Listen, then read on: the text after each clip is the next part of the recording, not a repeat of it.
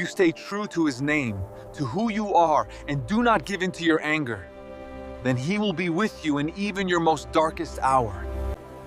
For he does not abandon those who stay true to his name.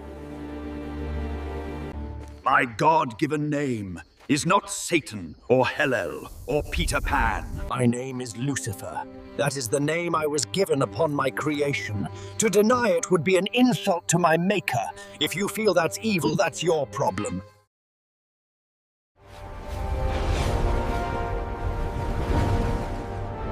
I'm sorry, brother. I can go no further. My name was once Samael, and I was once an angel in heaven. I fell to become lord of the Lycans and father of demons. My name is Azazel, once an angel in heaven. I fell to become the lord of darkness and began the vampiric lineage and legacy.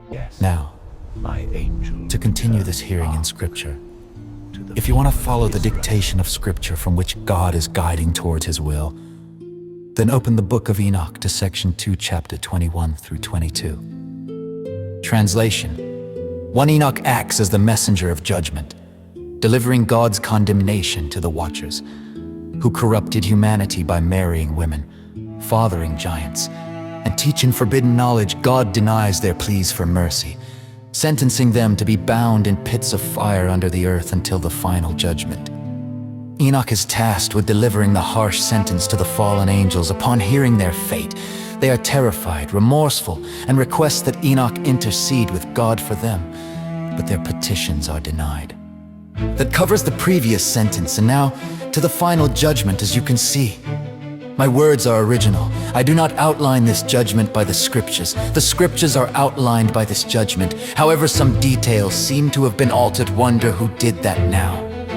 As I said, the full measure of this must be taken into consideration. For though the outcome has caused such chaos and suffering beyond the living, even still, true justice must be upheld, and your heart's intentions in these matters must be considered.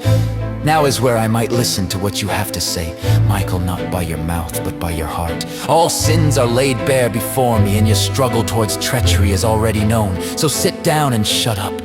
Your heart says you were trying to uphold the sanctity of heaven, but your heart hides ulterior motives. You gave sanctuary to the obedient and ignored those crying and in need. You claimed that you were keeping heaven clean from unclean spirits that sought to defile paradise.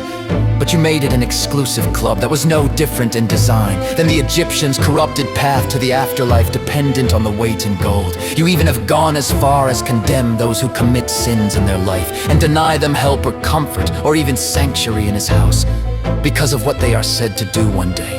Do you realize that often your decision became a major catalyst to the sin you condemned them for if it happened? Because if it didn't, then your angels would ensure they did, manipulating their life instead of inspiring it like your duty commands of you, just as you did mine and others. In fact, you have a whole realm prepared for those who will sin in your eyes, not God's your eyes. Now stop picking around to wiggle out and realize that if you continue, Michael, you will be the one destroyed here. It's destined by Scripture, but it's not too late. Unlike you, God is forgiving, to a point. So you prepared place of punishment, the one I kept getting dragged into as a kid. You decided their fate, their actions, and their punishment for what you designed it to turn out as, yet you refuse to accept the truth and convince yourself of a false belief so that you can claim you knew not of the truth.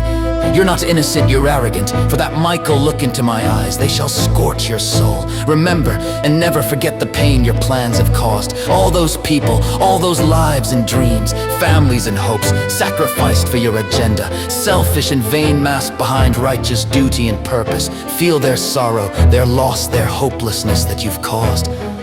Build them up just to tear them down, their civilizations and their individual lives. Never forget, for when you close your eyes, their grief shall echo through your soul. No matter what happy place you try to hide in, not even the second death shall offer you solace.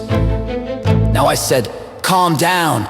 To top it off, you outlined the suffering and hardships of my son's life. At this point, I must maintain my self-control because you've made this personal. I'm just telling you so everyone is aware. Now the intent of your angels, at first they sided with you because they thought this danger you outlined to lead them safely through was legitimate. Soon they suspected it wasn't, but they feared your reaction. Some even went as far as to stand against you. Some have been waiting for this moment, and some have made the choice to no longer simply wait. And not to mention, you used my name to make your plan work, in order to justify what you've been doing throughout history. That shall be enough for now.